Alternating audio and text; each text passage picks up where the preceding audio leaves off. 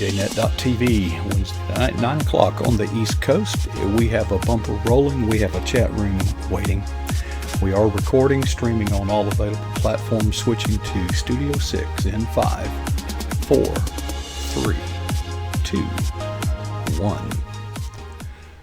Well, good evening. Welcome to pjnet.tv. It's great to be with you. I'm your host, Coach Prasick, and I extend a special welcome to those of you in the chat room at pjnet.tv. Now, that is not the only place you can be watching this. You could be watching this live on Facebook, on Twitter, or on YouTube, and if that is the case, we are really grateful that you're taking some of your time and sharing it with us. Now, with that said, I invite you to leave where you're at now and go to pjnet.tv and go to the live chat room, folks. That's where all the people are. That's where the fellowship is, and I think you'd really enjoy it. But if you want to hang where you're at, we're good to go. All right, so let's get started. Behind me, you see in this right there, no, that is not a Confederate currency. That is a box of letters that was discovered well, put it this way, the letters, that box of letters is behind me, and behind those letters is a story.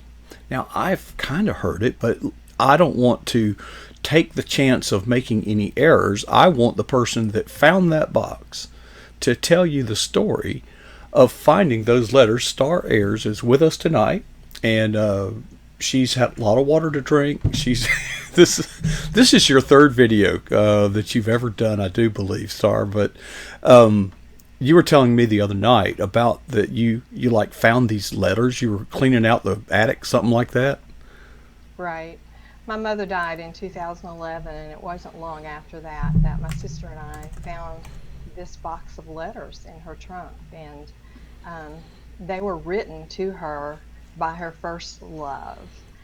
She was a waitress in Fayetteville, North Carolina in 1938 through 40, and she met a young soldier from neighboring Fort Bragg, and so they fell in love, and it wasn't long after that he had to return home to Jonesville. He got out of the military, returned home to Jonesville, and so that's when the letters started. And he wrote her about 79 letters in 13 months, and they were planning on getting married. My mother, years later, I wanted to tell you, my mother years later, she put a note in the box, and I can't tell you what that note says because that's going to ruin the surprise of the book. But, yeah, we don't want to do that. Oh, this is part of a book. Oh, I thought you were just telling me a story. No spoiler alert, but yeah. But I decided that after my sister and I talked about it, and after reading these letters and hearing this amazing story and her putting this note in the box, we said, gee, somebody should write this. This is Nicholas Sparks's, so somebody should write this. And I was a devotion writer. I was not a fiction writer. And so the minute I said that, I thought, oh, no. And so I had to go on this big learning curve to learn to write fiction. And I've had so many wonderful people help me through that process. But my agent, Kyle Young, was able to land a contract with Mountain Brook Inc. in Salmon, Washington, and it's a 2-book contract. So the first book will come out. The actual release date, the ebook, is January 1, 2021, but the paperback, of course, comes out 2-3 weeks before that, so it should be out in time for Christmas. So I'm excited. It's getting close. Well, it doesn't make you nervous at all, though, does it? Is this your first book? It is my first book, and so real? I've got a 2-book. What makes me nervous? If you want to hear what makes me nervous, I didn't know you got nervous. No fear here. No, what makes me nervous is I've got to do the second book, and I'm only 4 chapters in. That makes me nervous. Oh my goodness! Well, you've got time. Yeah. I was kind of moved, and it's not just you, but I tell you what, everybody is going on Zoom and doing Bible study now. And you are leading a class, and you said there were 20 or It was crazy. No, I've got about 40 ladies in my Bible study on Zoom. When did you start this? I've been leading these ladies for about 16 years. Not On on Zoom? Zoom. No, not on Zoom. They're local ladies, and we've been at it for a long time, and it's a wonderful group. There's a great bond between all of us, and so now since I did that video the other day, I'm picking up more attendees. So actually, a lady from Ohio just contacted me tonight and wanted to know if she I could join saw our that. Bible study. I saw I that. said, sure. Oh, you didn't tell her no, so this is only us. We're, you know. No, yeah, Well, we'll take her. so you started the Zoom as a direct result of the quarantine, and let me guess, the people involved are my age and perhaps even older. Was that a problem? Learning the Oh, we've technology? we've got well, no, it wasn't actually. I just explained to them how they were to connect, and most of them didn't have any trouble at all, and they were really excited that hey, we can, seniors can do this thing. So everybody's really excited, but we have all ages in our group. We have even a young mom now that's got just had her fourth baby, and so ages 20 to I think our oldest one is 84. 20 to 84, all females, though, right? Mm-hmm. Okay. All Now, females. now, did you get the sense that any of those people were camera shy, maybe? Uh, no, I've never really talked to them. Oh, yes. As a matter of fact, when we went on Zoom, yes, some of them said they didn't want to turn their camera on, Okay. and so I encouraged them, and they all turned it on. Most of them turned it on. Some of Okay. them don't have the cameras, so yeah, they did good. It They're all works getting out. used to it. We're settling in. We've been doing it now for about 4 weeks, so we're settling in, and it's going well. Well, if it were just the people that you had been doing this with for 16 years, when this thing blows over, I could see you going back to doing it the old way. But now, new frontiers are opening, new people are coming in that can't possibly come visit in person. Do you have you given any thought to just continuing it online even after this is over? I have thought about that. I've thought, well, I might have to do a local class because we don't want to give that up. I mean, there's nothing like being in a room with these ladies. Zoom can't be a substitute for that, and so Hmm. I'm always going to have to do that until God calls me out of it. But I have wondered because I do have like there's especially one lady now that's connecting. She's a shut-in now, and so she can't come to our studies anymore, and so now she's able to connect on Zoom.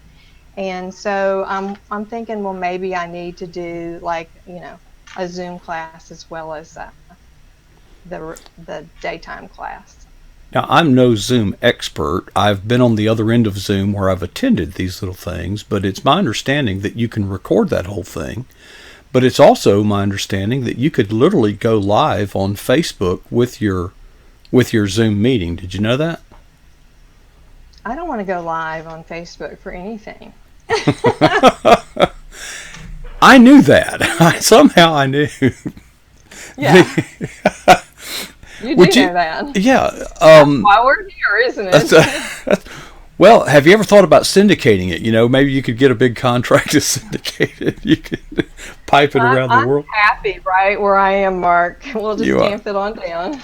Well, I was very impressed. Now, somewhere along the line, what, less than a week ago, I'm just on Facebook and I see your name and I see you around.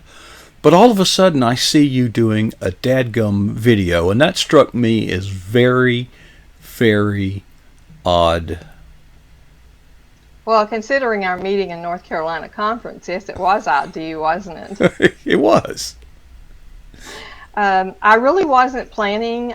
I have felt God pushing me toward this for a while. Well, I felt serious writers, and at our conferences, we're all saying, anybody that's going to be an author, they're encouraged, to get on video. I mean, it's almost a must. And so I have really felt God prodding me toward this for quite a while. And so I just sat down the other day after I did after I led my Bible study. I actually shared that broken pot on with my Bible study. And so it was like, burning in my spirit, and I was all excited about it. So I thought, I wonder if I could just tape myself doing this. And so I just set my iPhone up and I just started sharing the story again. And I really wasn't going to put it up on Facebook. That was going to be a dry run.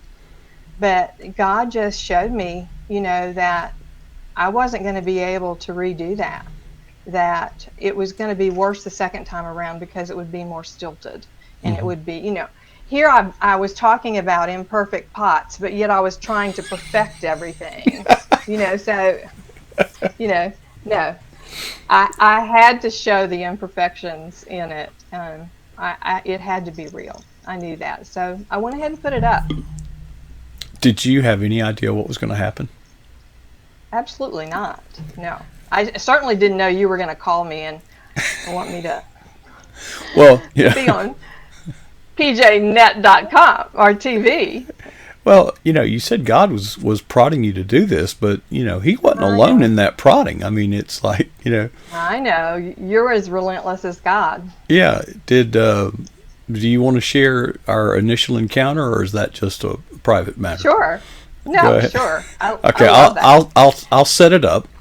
When I go to these conferences, I do little videos where the author can introduce himself. Many of you have seen them. And of course, I'm also recruiting for people to appear on the program here.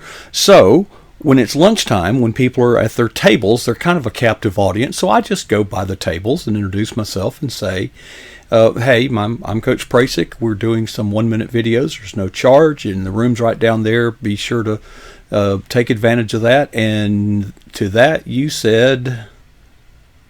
I said, almost like talk to the hand. I said, there is no way I'm going to do a video. No, thank you. I said, I hate videos. I hate videos. But really, your reputation preceded you before I ever got to that conference. Really?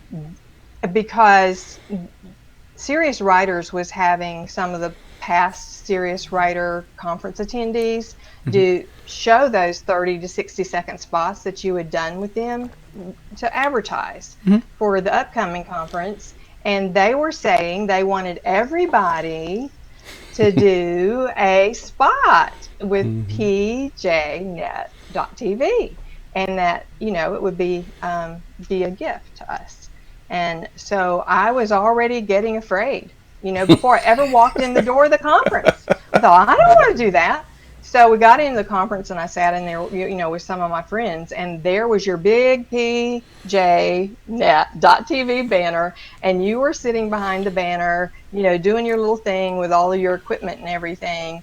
And I was going, oh my goodness, are they going to make us do that? I just don't want to do that. Well, then a little bit later, you came out and you kind of stood against the wall, and you were getting closer to me. I didn't like it. But you kind of stood against the wall, and you were watching this, listening to the speakers. And I thought, I don't want to look that guy in the eye. I'm not going to do that. Kind of like the beggar on the side of the road. You don't want to make eye contact with him. Did not want to make eye contact with you at all. But then when you came by our table and offered that, and I said that, I got home, and I didn't make a video at that conference. But I got home, and God really began. It was like over a couple of 2 or 3 days. It just kept at it. He just kept at it, and he really began to convict me that I had been very rude to you, that you had come by our table and you had said, there's a room set up back there. Y'all are welcome to go back there and do a 30-second, 60-second spot. You can use it for your platform, however you want to. And I refused your gift. I mean, you were offering us a gift, and I felt so bad about it. And so I had to private message you, because God was relentless then. I had to private message you and let you know that I was so sorry that you had offered me this wonderful gift, and I had been totally rude to you. Well, and I had forgotten about it. In fact, anytime a lot of people are going to say no, and I did not take that personally in any way, but what I did in my spirit feel that God had placed you under conviction. It took a lot of courage for you to message me, because you could have just swept it under the rug. I'd forgot about it. No, not when God's talking to you. I was trying to sweep it under the rug for 2 or 3 days, and it just kept up. And I thought, I've got to do this, or he's going to keep. Mm-hmm. It's just one of those things. You just know you've got to be obedient. Well, it all worked out. Now, I was amazed at the promo video. Not everybody does a promo video, and I always just suggest it, but I don't lean on people to do it a lot. But you did one, and that scenery behind you is just so tranquil, and I know that there was this inner conflict going on in your spirit, and I'm seeing this beautiful, soothing background. I'm thinking, but inside, it's kind of like the swan gliding across the pond. It's so beautiful, but look at it from the underside. Yeah. Did you feel a lot of turbulence on the underside? I didn't, because I was just talking. I was just recording on my iPhone, so it didn't bother me to do that, because I knew nobody was seeing it, and I could take it down and do it again, take it down and do it again. It didn't, but being out there in nature like that, it did help. It did help calm me down, and we're blessed with this place. We found it in 2005, and it is a sanctuary. It is. The title of your book is For the Love of Emma. For the Love of Emma. And that will be available, well, it'll be in time for Christmas. I hate to tell you this, but we are almost out of time. Well, shucks. We're just getting started, right? I did want to ask you, you have, first of all, you have faced a very real fear in your mind. And having gone through that and having gotten this far, maybe there's other people out there with similar fears. What would be your message to them?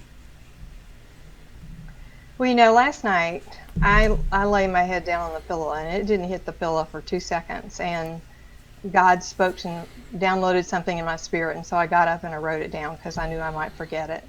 But I was thinking about John 10:10, where he says the thief comes to kill, steal, and destroy. And God just revealed to me that that's exactly what Satan is trying to do in our lives. You hear a lot about stolen identity these days, and that's a real fear, and it's right to be concerned about that. But do we really consider that that's exactly what Satan's up to? He is out to steal our identity in Christ. And if he can keep us frozen in fear, we'll never rise to God's purposes for us. And, I just think of the account of David and Goliath, and how, all it took was for Goliath to come out on the mountain and shout profanities and slur their God, and they would quake in fear and run. But he did it for 40 days because he's relentless, and that's the way giants are, and that's the way fear is. It's relentless. It won't let us go. He came out for 40 days, every morning, every night, shouting this. And then 41st day, David comes on the scene, and David wasn't afraid. He wasn't afraid at all. And he picked up the tools that he was comfortable with using, the ones that God had helped him to slay the lion and the bear. And he knew that if he took those tools that God had given him, little though they be, that his God was going to help him slay that giant, which is what we have to do. We have to slay the giant. We're not going to be able to ignore them. But he knew his God was going to help him slay that giant, and he did. And so, when God takes us out of our comfort zone, we really have two choices. And they're both acronyms for fear. But we can forget everything and we can run, or we can face everything and we can rise. And so we first have to be honest with ourselves, because if we don't we don't realize we have a problem, we're not going to seek a solution. And then we also have to be honest with God and confess that we're not believing in him, we're not trusting in him. And then the last thing that we need to do is confront our fear, just like David. He took that sling and those stones, and he ran toward the giant. He, just like our first responders do, he ran toward the danger, and he believed that his God was going to be bigger than his giant. And that's what I want my testimony to be. I want my testimony to be just like that of David. I want the size of my faith in my God to be greater than the size of my giant. That is well put. Well put. And you are a champion, Starr. You made it. You did it. You can go throw up now. You can go whatever you need to do. I faced my fear. I faced my fear.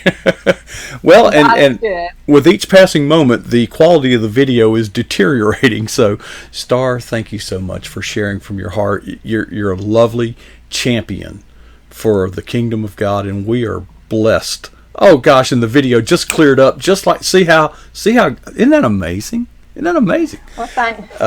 Starr, you did Thanks great. Thank you, sweetheart. Thanks you did. for having me, Coach. I really did enjoy it. Thank All you so right, much. let's do it. Okay, folks, there it was. We got through it. Starr Ayers on her first ever appearance on pjnet.tv.